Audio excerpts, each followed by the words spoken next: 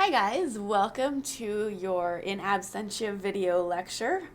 So hopefully we'll keep this fairly streamlined and straightforward. But I did want to make sure that we introduced this idea of homeostasis and you got a little bit of an introduction to homeostatic regulation and the hormone systems which are integral to this, so that when we actually meet again on Monday and Tuesday, we can kind of dive right into the content and talk about one of the more complicated homeostatic systems, which is the one that makes sure that our cells get the energy and nutrients that they need. So we're going to lay the groundwork for that. So, as we discussed when we were talking about neurons originally at the beginning of our super compressed semester, we talked about how we essentially evolved from single-celled organisms floating in the ocean, and how all of our metabolic and functional processes evolved in this ocean-like environment. So that's why our neurons are set up to be trafficking ions back and forth as a signaling molecule, for example.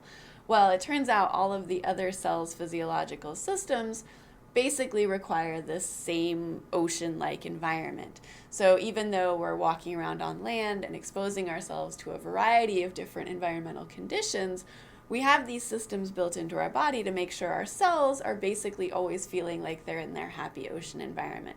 So that's what homeostatic regulation is all about, is making sure that our cells have the right level of nutrients, the right temperature, the right level of fluid to be functioning at their optimal levels. Okay.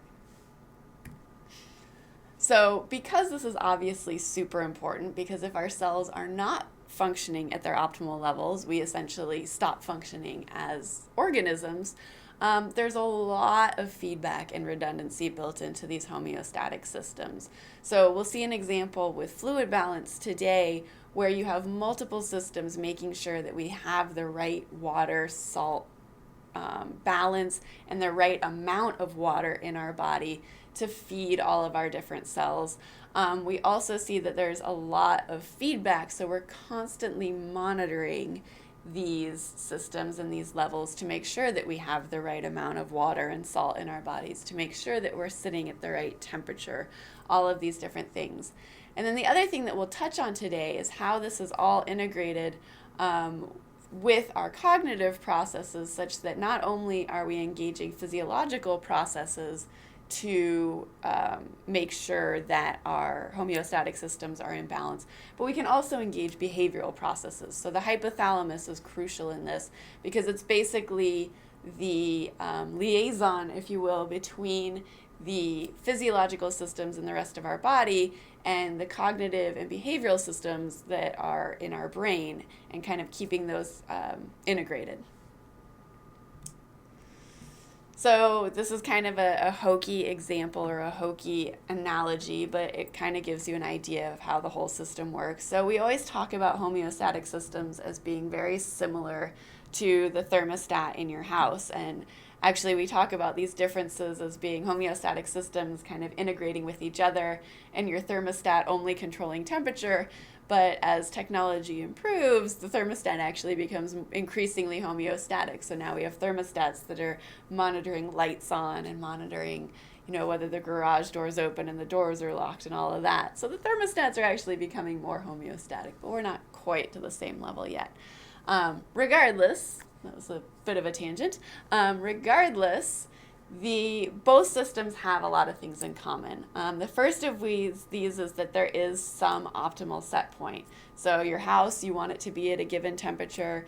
You want your body to be at a given temperature. You want your body to be at a given level of hydration.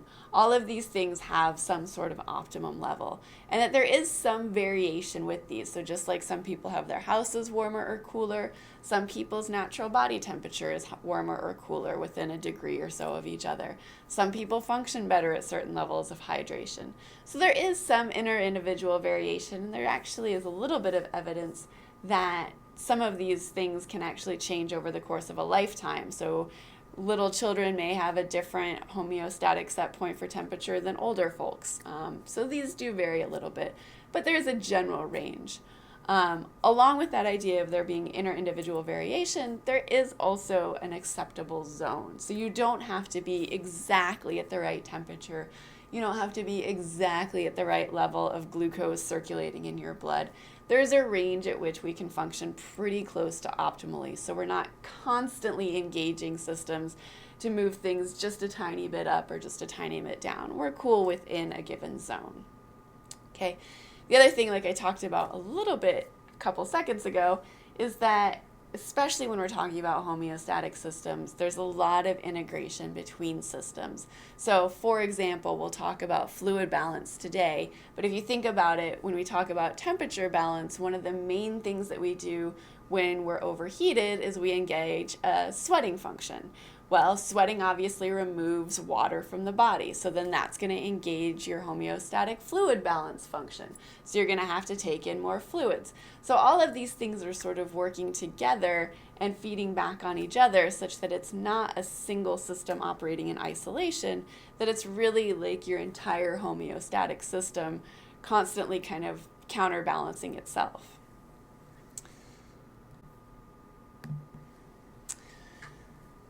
So, when talking about fluid regulation as an example of homeostasis, I have no idea what I was going to say there. So, as an example, like I said, of homeostasis, we're going to take a little tour of fluid regulation because I think it's a fairly simple example and it's a really nice illustration of some of the principles that I just talked about with the redundancy and the feedback. So to start our discussion of fluid regulation, it's important to kind of understand that when we're talking about fluid regulation, we talk mostly about kind of three major compartments within the body. We have the intracellular compartment, which we've talked about. So that's everything inside any of your body's cells. We have the extracellular compartment, or the interstitial compartment, which is that area kind of between cells. It's kind of just open space, and it's not like a vast ocean of open space, but there is extracellular fluid there.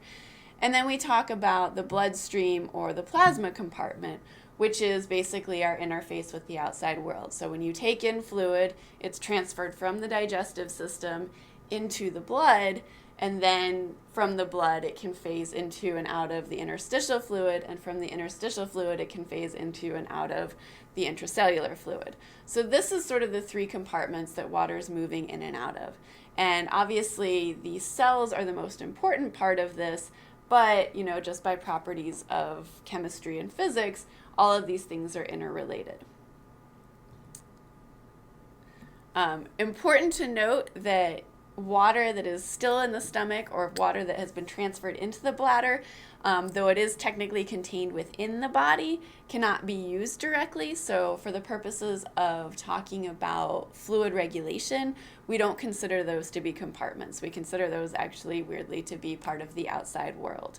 So you can be super dehydrated and have a ton of water in your bladder. You can be super dehydrated and have water that has made it into your stomach but not made its way into the bloodstream yet and still be in some sort of crisis. So that's an important thing to know when you're talking about people who just took in a lot of water but are still feeling super thirsty. It's because the water hasn't moved into the compartments where you can actually sense that increase in water volume. So you're still engaging that homeostatic system. And we'll talk about how we can kind of overcome that a little bit later. So the important thing to know when we're talking about fluid balance is, as much as it would be great if our bodies were self-contained little aquariums of fluid, it's not realistic. We actually lose water in a variety of ways. Some of them homeostatically regulated, like I said, with sweating.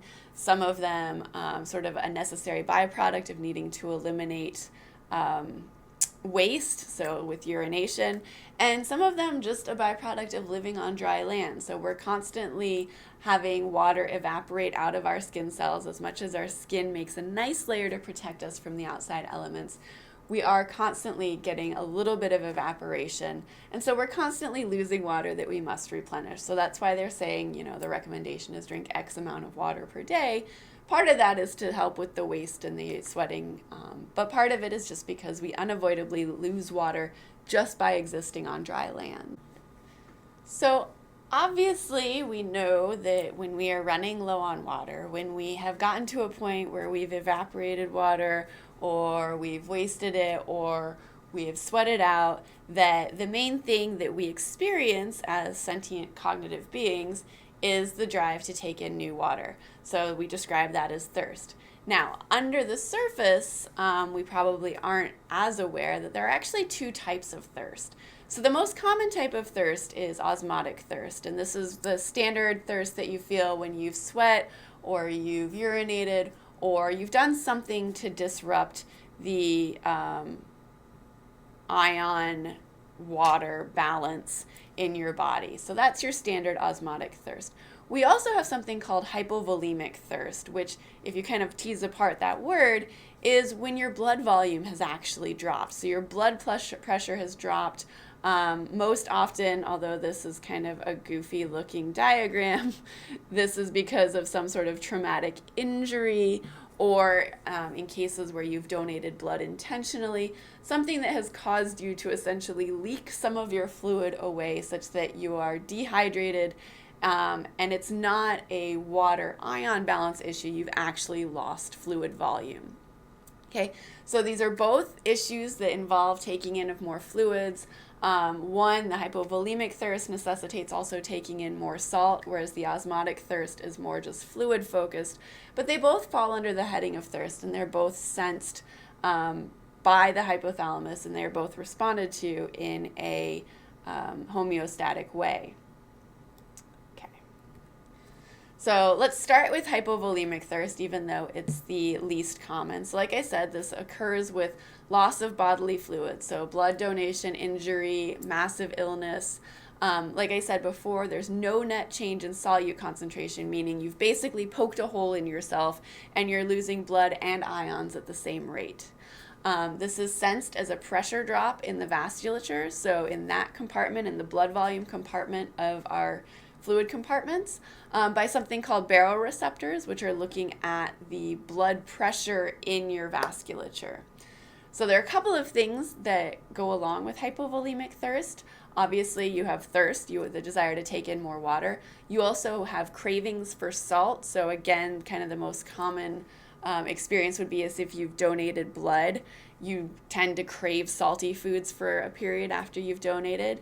Less obviously, you get vasoconstriction, so your blood vessels constrict to make the blood vessel cavity smaller, which increases your blood pressure. So you can kind of think of it as if you have like a tube of toothpaste and you're running low on toothpaste and you need to get the toothpaste up to the part where the toothbrush goes, you squeeze the tube of toothpaste. You make the compartment smaller to get the blood or the toothpaste to where it needs to go. So that's what vasoconstriction is all about, is just constricting the veins, which increases blood pressure and pushes the blood up to the rest of the vasculature.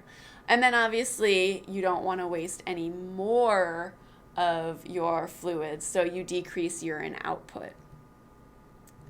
So the last two of these are really interesting because one of them is a fairly immediate physiological response, and one of them is a more long-term physiological response. So the immediate response is that sympathetic activation that we're seeing here, where you release a couple of hormones that increase heart rate and increase vasoconstriction to boost blood pressure to make sure that even though you're running a little bit low on fluid, the fluid's getting where it needs to go. And then the longer-term solution is this renin-angiotensin system, you don't need to know that, which leads to the release of ADH and aldosterone, which we'll talk about in just a second. And this is where you're actually altering the function in your kidneys and attempting to retain more water, so reducing kidney output, and also signaling to the brain to take in more fluid. So this is where you get that thirst craving. Osmotic thirst, like I said, much more common. This is just when you've overexerted and sweat too much, or you've been somewhere where you're losing a lot of fluid to evaporation. Normal water losses. In these cases, because of just the dynamics of sweating, even though sweat is salty, you're actually still losing more water than salt. respiration and evaporation. Again, you're losing more water than salt. So what you end up sensing in this case is an overly saline solution in the vasculature, and this is sensed by osmosensory neurons in the hypothalamus. So these guys are actually really cool. They're some of my favorite cells. Yes, I have favorite cells. It's okay. Pity me, whatever. So these guys are really neat. So what they do is that they, like all the other cells in our body, have a set concentration of solute or a set amount of solutes that are hanging out in their intracellular compartment. And they are basically just really stretchy cells, have really stretchy cell membranes.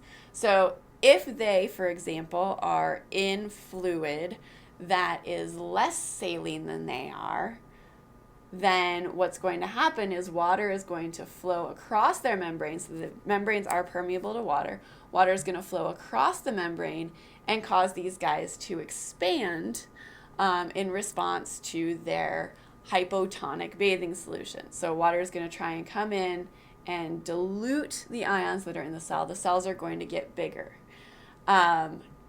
If the opposite is true, if they're in a hypo or a hypertonic solution, so in a case where you're dehydrated and the salt concentration in your vasculature is too high, then water is going to move out of these cells and into the bathing solution, and the cells are going to shrink up. Okay, so that's all well and good, very interesting, hooray. So how do these guys signal? Well, it turns out they have stretch-inhibited mechanically gated ion channels. And these stretch-inhibited ion channels basically look like this guy. So what happens is that when your cells are in the hypertonic solution and the water molecules flow out of the cells to try and dilute the extracellular solution, the cells squunch up, and when they crumple up, it causes these ion channels to open, which lets some of the hypertonic solution to flow into, or some of the ions from the hypertonic solution to flow into these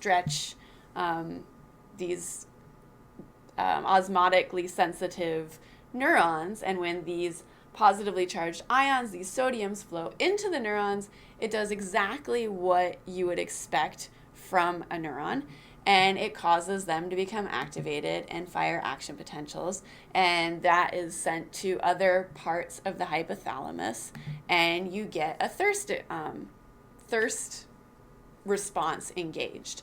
Okay, so just to kind of recap that, if your little osmosensory cells are in hypertonic blood, meaning you've lost water volume, but you still have all the salt, so osmotic thirst, these neurons the water moves out of the neurons, they squunch up, you get these stretch-inhibited ion channels, which means crumpling activated ion channels that open up. It allows these sodiums to flow in, that depolarizes these osmosensory neurons, and it causes them to release neurotransmitter, which sends signals to the hypothalamus, engaging a thirst response. So the hormones involved in this thirst response, I mentioned when we were talking about the baroreceptors, or the hypovolemic thirst. So the two major hormones that are associated with the thirst response are arginine vasopressin, which we'll talk about a little bit later, and aldosterone, which we may talk about a little bit later, but definitely we'll get to next week. So both of these act to increase the water volume in the blood. They act through slightly different mechanisms that you don't really need to worry about, but it's important to realize that they act in slightly different ways. So, and they are released from different systems. So this is where the redundancy comes into play. So aldosterone acts in the kidneys to retain sodium and thus draw more water in. So it has kind of a biphasic effect where it pumps sodium out of the blood, or causes sodium to be pumped out of the blood into the interstitial fluid. Increasing the sodium concentration in the interstitial fluid causes water retention in that fluid as well, decreasing urine output. Arginine vasopressin, which you may also see referred to as AVP or antidiuretic hormone, ADH, has a slightly different effect. It also increases water retention from the kidney, but through a slightly different mechanism.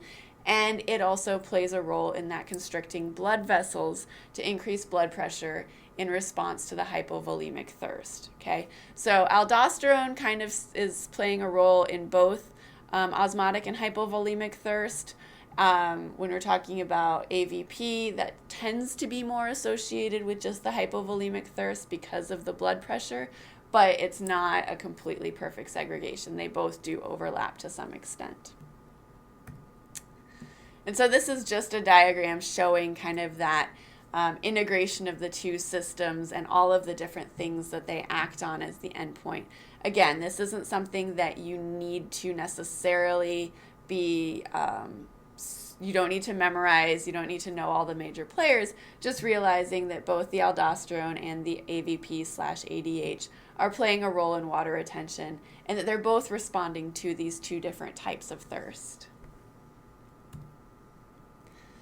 So this is just a quick summary of the two different types of thirst, and again, it gives you a little bit of the breakdown of the differences between osmotic thirst and hypovolemic thirst. The other thing it does is it kind of shows you the different paths that you get in the behavioral response. So you have this activation of the hypothalamic thirst network, which promotes drinking in addition to these hormonal responses. You also have activation of some of these other brain areas that lead to the water conservation response.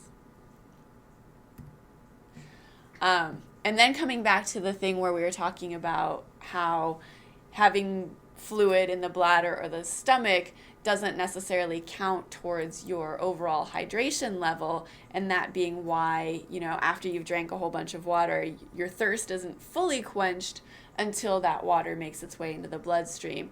So for thirst to completely be stopped, you need to have the blood volume and solute concentration to return back to their original values.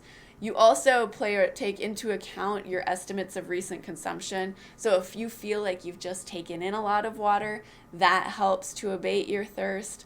The feeling of moisture in your mouth also helps to abate your thirst. So sometimes you'll see people, especially runners in races, that will take water from the water stop and they won't actually even drink very much of it, but just wetting their mouth kind of helps with that feeling of dehydration.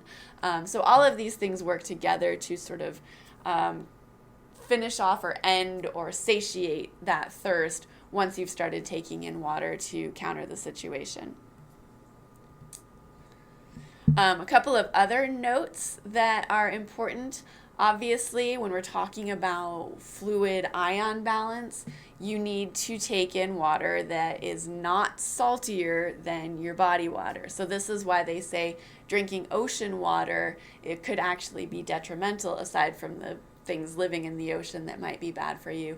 Taking in saline or super salty water can actually be detrimental because then that actually pulls water out of your bloodstream as you're processing it and makes you more thirsty. So you need to be taking in hypotonic water, something without a whole lot of solutes, to really get that rehydration effect. Also, just kind of interesting notes, there are animals out there that have evolved means to excrete and retain solutes and water to adapt to extreme environments. So animals that live in very low water situations, so desert animals, for example, have found ways to super concentrate their urine so that they don't have to waste as much water getting rid of waste products. There are animals that live in highly saline water environments that have adapted ways to kind of filter out the solutes before they take them into the body. So there are ways that animals have evolved, but unfortunately we have not evolved that way. So we still need to take in hypotonic water to maintain our water solubility.